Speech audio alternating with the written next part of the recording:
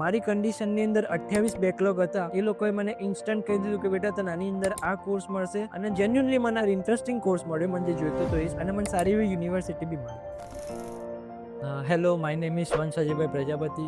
I got my UK student visa, diploma in mechanical engineering કરેલું છે. Job કરીને મારો મિકેનિકલ પાથવેને આગળ વધારી રહ્યો હતો. મને ત્યાં ક્યાંક એવું ફીલ થયું કે લોંગ ટર્મ માટે આ નથી આ વસ્તુ.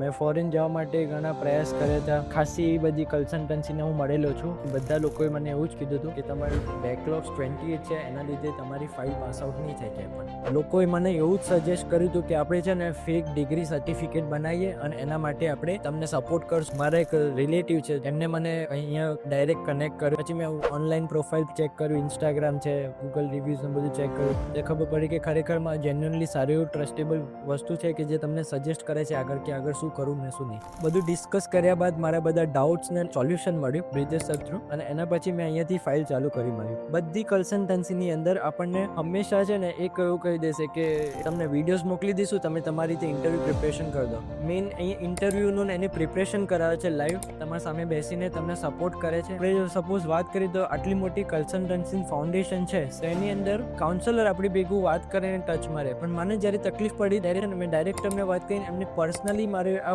ફાઇલની અંદર ઇન્ટરેસ્ટ લીધો, અને એમને મને બહુ જ સપોર્ટ કરે છે. એ લોકોએ મને કોઈ ફેક ડોક્યુમેન્ટેશન ને એ બધું બનાવવામાં કશું જ ક્યાંય કીધું નહીં, અને સીધી નીટ એન્ડ ક્લીન મારી પ્રોફાઇલ જે છે એ જ રજૂ કરી અને મારા વિઝા ઇસ્યુ કરાવડાવે છે.